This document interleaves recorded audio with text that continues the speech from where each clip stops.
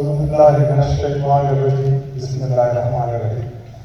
بہت محترم احمد بچے خادم، میرے عزیز طلباء، دوست، محترم خواتین، بچے اور بچیوں، السلام علیکم. دو امتحان ہیں.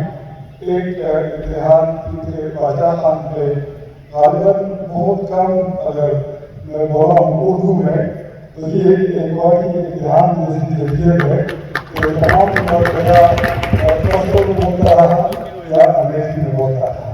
بہرحال آج اس مرحلے سے بھی اللہ تعالیٰ صحیح گزارے. جس طرح خادم نے ذکر کیا تو میرے لیے اس سے بڑی خوشی کا اور کیا موقع ہوگا آج میں کی بات کر رہا ہوں، کیونکہ میں نے 1996 میں آسکو سے جب بڑے شوق سے PhD کر کے واپس آیا تو میرا یہ خیال تھا کہ میں یونیورسٹی سے گیا ہوں، یہاں پہ آپ جس کام پہ آدمی ایکسپرٹ ہو جائے تو خواہش تو یہی ہوگی کہ یونیورسٹی میں کام کرے. تو جب واپس آیا مجھے پتا چلا کہ وہ میری خوش فہمی تھی. مجھے کہا گیا کہ علم میں ادب باچا خان کا نام لینا، تحریر کا نام لینا، تو اس وقت یہاں پہ اس کی اجازت نہیں. مجھے یہ کہا گیا کہ ساتھ ہی ساتھ اپنی ایک اور ایکسپرٹیز جو ہے وہ بھی ڈیولپ کر لو، کیونکہ پتہ نہیں پاکستان کے لوگوں نے مخالفت کی اور اس میں تمہارا کوئی یہاں کیا تم بول رہے. تو پھر پولیٹیکل پارٹی سے ڈیولپ کیا، لیکن وہ پہلے دن سے لے کر جب تک میں اس پہ کام کرتا رہا تو پاکستان کی سیاسی جماعتیں اور سیاسی وہ جو ہے کرپشن سے بھرپور پائے، اس میں مزہ نہیں آیا. پھر چلا گیا افغانستان کی طرف. باہر جب خود کسی پوزیشن میں ہوا تو پھر اللہ تعالیٰ کا شکر ہے باچا خان خدا کی مقام تحریک اس کی اب باقاعدہ کورس کا حصہ ہے. یونیورسٹی میں نے بھی پڑھایا، میرے بعد بھی پڑھایا جاتا رہا. تو یہ مثالیں آپ سب لوگوں کے سامنے موجود ہیں کہ میری طبیعت 4-5 دن سے خراب ہے، میں تو اسے باچا خان وغیرہ نہیں جا سکا. لیکن جو آپ لوگوں نے جن لوگوں کو PhD باچا خان کرنے پہ شیٹس دیے تو ان میں 4 میرے شاگرد تھے جو میرے ساتھ سامنے بیٹھا ہوا ہے شفیع اللہ، یہ سب سلیمان وغیرہ یہ جو بیٹھے باہر. تو وہ اجمل حق صاحب کا ایک شعر ہے، شعر تو فصلوں میں ہے لیکن میں کوشش کروں گا اردو والوں کے لیے اس کی ترجمہ کر سکوں. من طول خلق تحامل محبوبات خبر روائی، من طول خلق تحامل محبوبات سندر روائی، خجت چی وجزان سنا جنرل کنا کنا. آج تمام لوگ اس محبوبہ کا ذکر کر رہے ہیں جو خجت اکیلے میں یاد کر کے روتا رہتا تھا. تو بہت بڑا دن ہے میرے لیے. پورے پاکستان سے ہزارہ تحریک کے جو ہیں تو آپ یقین کریں جناب علی 2012 جب آپ لوگوں کے ساتھ ہو رہا تھا تو میں حیدرآباد میں تھا، ایک بار چیئر میں تھا. تو میری بچی یہاں پہ موجود ہے. آپ کا درد جس طرح آپ کا درد تھا وہی درد ہمارا بھی درد تھا. اور اس کی وجہ یہ تھی کہ باچا خان کی تعلیمات کی جس سے ہم دیکھ رہے تھے کہ یہ ظلم ہو رہا ہے اور آپ لوگوں نے جو تحریک چلائی تو واقعی اس کو میں دوست کرتا ہوں کہ وہ عدل تشدد کی تحریک تھی. اور آپ کے ساتھ جو بھی ظلم ہوتا رہا میں پارٹی میں تو نہیں ہوں، وہ تو احمد آپ کو بتا سکے گا، لیکن عوامی نیشنل پارٹی اور باچا خان کے جتنے بھی سمجھنے والے اور پڑھنے والے ہیں وہ آپ کے دور کرنے برابر ہیں. ویسے پہلے مہم سے بات شروع ہوئی، جتنے لوگوں نے باتیں کی تو باچا خان اور عدم تشدد کے حوالے سے بھی، تعلیم کے حوالے سے بھی. تو عدم تشدد کے حوالے سے ایک غلطفہمی پائی جا رہی ہے. تو میرے خیال میں اس کا ازالہ 10 منٹ 12 منٹ میں ہی کر سکوں گا. وہ یہ ہے کہ 3 آئٹمس ابھی تک جو موجودہ 21ویں صدی میں نان وائلنس کے حوالے سے دیکھے جا رہے ہیں. ان میں ایک نیلسن منڈیلا ہے، دوسرا مہاتما گاندھی ہے، تیسرا باچا خان ہے. ان تینوں کی تصویر اس طرح ٹائم کے دور کے سامنے پیش کی جا رہی ہے. اچھا، بڑے مزے کی بات یہ ہے کہ چونکہ باجا خان ہم سے تعلق رکھتے ہیں، اس خطے سے تعلق رکھتے ہیں، تو ان کے متعلق بہت کم جانا جاتا ہے اور ان کو ہمیشہ گاندھی جی کی نن وائلنس کے ساتھ جوڑا ہے۔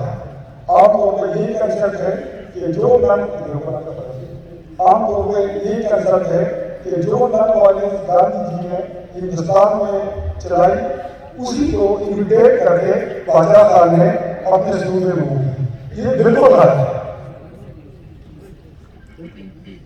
پشتون مذہبی طور پہ کنزرویٹو ہے۔ آج 21ویں صدی میں بھی اگر آپ پشتونوں کو کہیں بہت بڑا بغیر نسل کی شہرت کا بھی اگر کوئی ریاست پر ہندو آ جاتا ہے، آپ پشتونوں کو کہیں گے کہ کیا تم اس کو فالو کرنے کے لیے تیار ہو؟ 10 دفعہ پہلے میں سوچوں گا، اس کے بعد اور کوئی آدمی سوچے گا، کہ کیونکہ وہ مذہب کی پابندی اتنی بڑی پابندی ہے کہ اتنی آسانی سے کوئی اس کو توڑ نہیں سکتا۔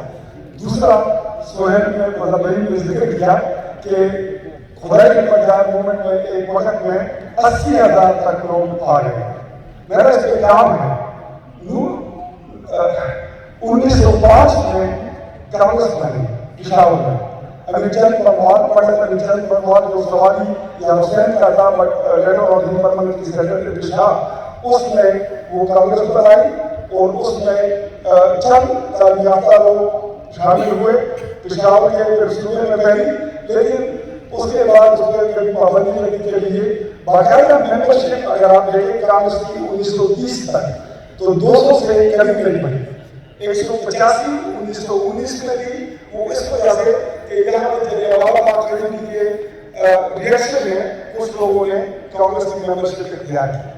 تو کیا وجہ ہے کہ جس جماعت کی ممبرشپ 200 سے 25 سال میں نہیں بڑھی، چند مہینے میں ان کی ممبرشپ 1 لاکھ تک پہنچ گئی۔ یہ کانگریس کی ممبرشپ نہیں تھی، یہ خدائی سے بن گیا تھا۔ تو ایک تو یہ تھی، باجا خان نے جب بھی عدم تشدد کا حوالہ دیا، وہ پریکٹیکل آدمی تھے، وہ جو بات کرتے ان لوگوں کی زبان میں بات کرتے جن کے ساتھ وہ زمین پہ بیٹھتے، زمین پہ سوتے اور ان کے برتن میں ان کے ساتھ شریک کھانا کھاتے۔ تو وہ مسلمان تھے، ان کو ارلی اسلام سے مثالیں دیتے، رسول اللہ صلی اللہ علیہ وسلم کی زندگی سے مثالیں دیتے اور انہیں بتاتے کہ دیکھو نن وائلنس میں ہی تمہاری بہادری ہے۔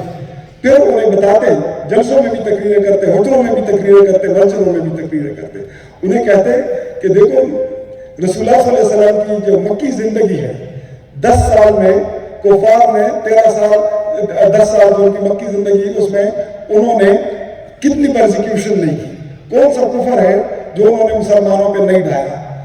مکہ سے مدینہ گئے، پھر فتح مکہ کے موقع پہ رسول اللہ صلی اللہ علیہ وسلم پورے پیننسارا کے مضبوط ترین آدمی تھے، لیکن انہوں نے کیا کیا؟ نن وائلنس کا جواب انہوں نے زبردست دے دیا، پروف دیا۔ انہوں نے کہا کہ آج عام معافی ہے، حالانکہ اس وقت جن کفار نے ان پہ ظلم کیا تھا ان سے وہ بدلہ لے سکتے تھے۔ تو وہ یہ کہتے تھے کہ دیکھو ایک بہادر آدمی وہی نن وائلنٹ رہ سکتا ہے، کیونکہ کمزور تو ویسے بھی کمزور ہے۔ کمزور کو اگر تم 2 مارتے ہو، 4 مارتے ہو، گولی مارتے ہو، جو بھی مارتے ہو، وہ تو صرف تمہیں بددعا دے سکتا ہے کیونکہ وہ اس کا جواب نہیں دے سکتا۔ لیکن اگر ایک بہادر آدمی جو اس بری بات کا جواب دینے کی طاقت رکھتا ہے، اگر وہ آدمی جواب نہ دے تو یہی نن وائلنس ہے۔ اور وہ چیز اس طرح پشتونوں نے سمجھ لی کہ آپ دیکھیں کہ 23 اپریل 1930 کے بعد کون سا ظلم ہے جو انہوں نے فرنگی سرکار نے پشتونوں پہ نہیں کیا۔ Sanctity of the 4 walls was violated۔ بار بار سب سے بڑا ظلم جو پشتونوں کے ساتھ ہے ان کے گھروں کی بے پردگی کرنا، لیکن یہ تو انگریز کے لیے ایک معمول بن چکا تھا۔ پھر یہاں تک ہوا، اگر آپ لوگوں نے کسی نے مختار کا نام سنا ہے، یہ لیبین عمر مختار، لیبین انڈیپینڈنس موومنٹ اس نے چلائی تھی اگینسٹ اٹالینز۔ وہ 1930 میں وہاں وہ جو کر رہے تھے، انگریز سرکار نے اسے کئی گنا زیادہ یہاں پہ کیا، لیکن اس کا جواب انہیں کہیں نہیں دیا۔ تو اس پہ کانگریس بھی حیران تھی۔ کانگریس نے کئی وفود بھیجے تھے، جس میں گاندھی جی کا بڑا بیٹا دیوداس گاندھی، وہ ایک کمیٹی کے ساتھ آیا. پھر انڈیا لیگ برٹن رسل والی جس کا میں نے ذکر کیا ہے وہ لوگ آئے. پھر فادر ایلوین ویریئر وہ آیا. ان تینوں نے سب ملا کر تقریباً 9 مہینے صوبے بھر میں مختلف جگہوں کے دورے کیے. لیکن ان کو ایک مثال بھی کہیں ایسی نہیں ملی جہاں پشتونوں نے ریٹیلیشن کی ہے، اور تینوں نے جا کر اپنی رپورٹیں دی ہیں. تو اس کے بعد سے دنیا حیران رہ گئی کہ یہ آخر پشتونوں میں کیا چیز ہے. اس کو میں معجزہ کہوں گا، اور یہ میں اپنے الفاظ نہیں استعمال کر رہا. خالدہ ادیب خانم بہت بڑی رائٹر ہے، ٹرکش رائٹر ہے. وہ ڈاکٹر مختار احمد انصاری کی دعوت پہ انڈیا آئی 1934 میں. یہاں اس نے پشاور کا وزٹ کیا. پشاور میں وہ غازی عبدالرحمن پشاوری شہید ان کے گھر گئی، اور واپسی میں جا کر اس نے ایک بڑی انٹرسٹنگ کتاب لکھی ہے جس کا نام ہے ان سائڈ انڈیا. کتاب 1937 میں چھپی ہے. اس میں اس نے ذکر کیا ہے کہ میں پورے ہندوستان کا دورہ میں نے کیا ہے، جگہ جگہ میں پھری ہوں. وہاں مجھے پتا چلا کہ یہ لوگ نان وائلنٹ ہے، گاندھی جی کی تحریک تھی. لیکن اگر یہ لوگ نان وائلنٹ ہے تو سمجھ آتی ہے کہ حکومت کے پاس ان سے مزید زیادہ وسائل ہیں. اگر یہ گولی چلاتے ہیں، ان کے پاس ٹینک ہے، توپ ہے، جہاز ہے. لیکن حیران میں یہاں ہوئی. She stayed in Peshawar for few days. Abdul Rahman Peshawari کے گھر رہی، جو یایا جان کے بڑے بھائی تھے. وہ کہتی ہیں، یونس جان یایا جان کے بڑے بھائی تھے. وہ کہتی ہیں کہ میں یہاں پہ گئی ہوں، میں خدائی خدمتگاروں سے ملی ہوں، اور یہاں میں نے دیکھا کہ پشتونوں کے گھر میں اسلحہ پڑا ہے. بالکل پشاور کے سبرب میں اسلحہ بنانے کی فیکٹریاں ہیں، لیکن پھر بھی یہ لوگ نان وائلنٹ ہیں. تو اب مجھے پتا چلا کہ واقعی ایک بہادر آدمی ہی، واقعی ایک اس طرح کے لوگ ہی نان وائلنٹ رہ سکتے ہیں. اور اس نے اس سب چیز کا کریڈٹ جو ہے یہ خدائی خدمتگار اور باچا خان کو دیتی ہے. پھر سب سے پہلے جو بات میں نے کی کہ اس غلط فہمی کا میں ازالہ کرنا چاہتا ہوں کہ Bacha Khan simply did not follow Gandhi G.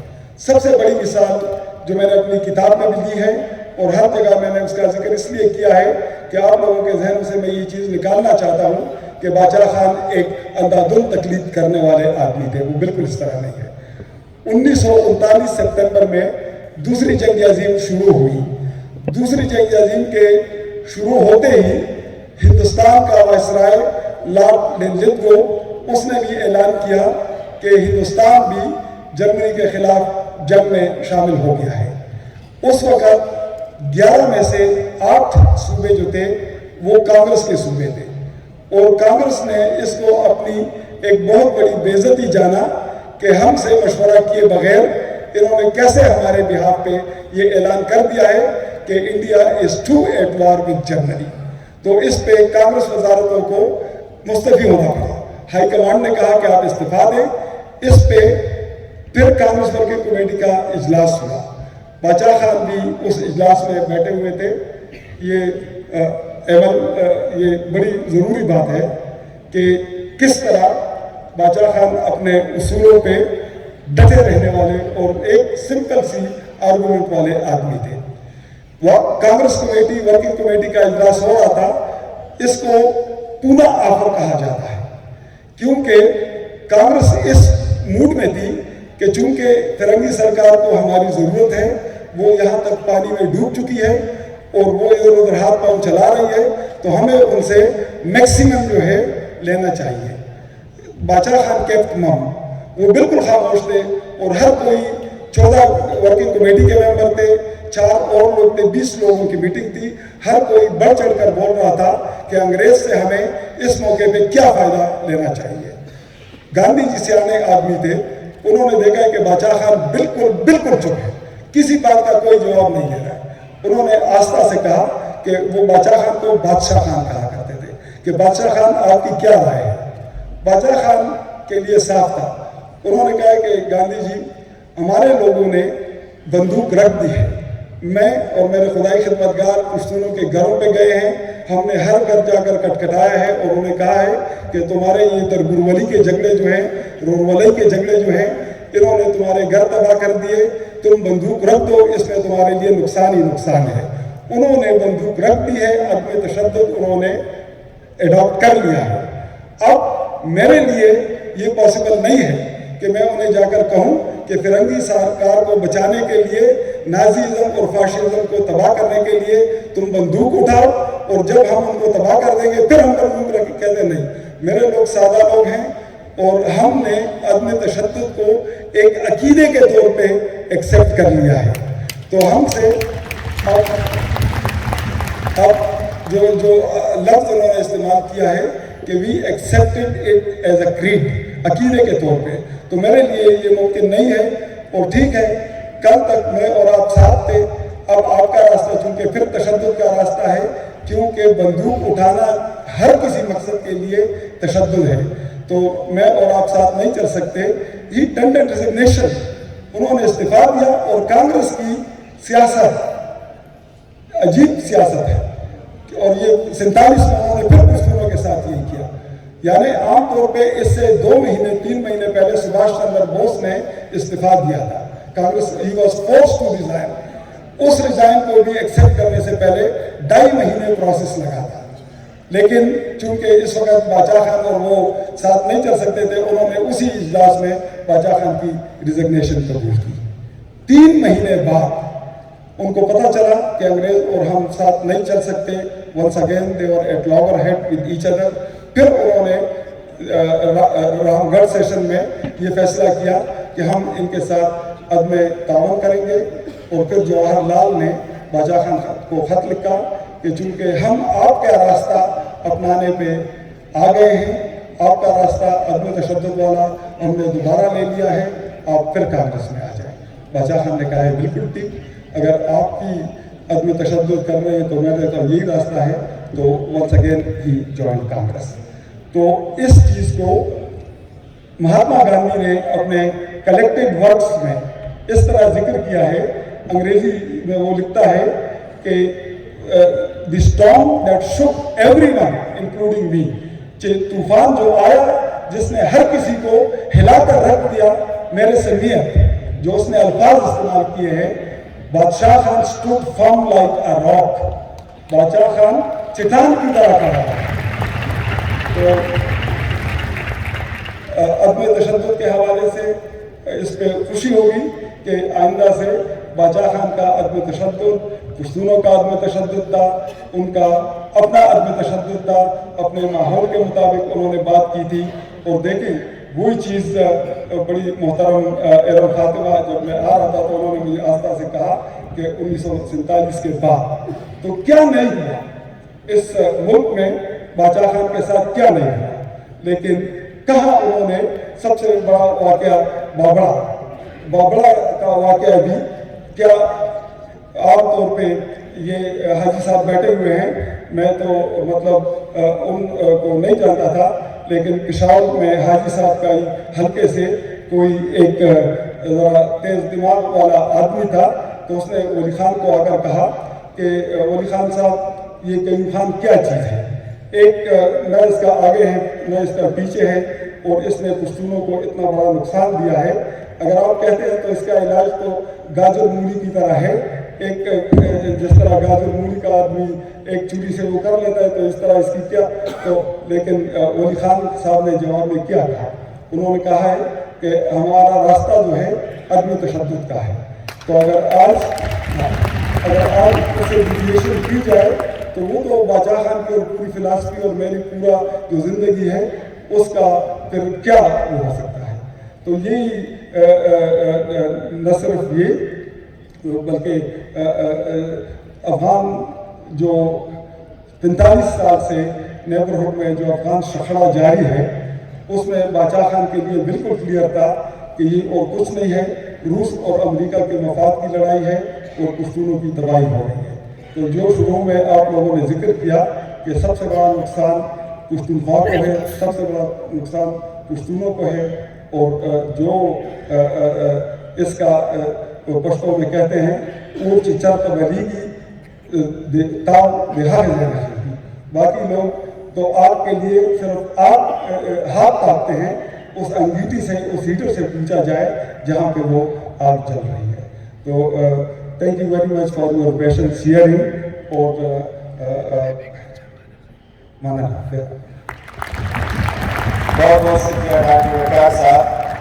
Doctor साहब की इस खूबसूरत खिताब के साथ इस नशिस्त का अख्ताम हो जाता है। 1 बजने वाला है। 1:30 बजे दूसरी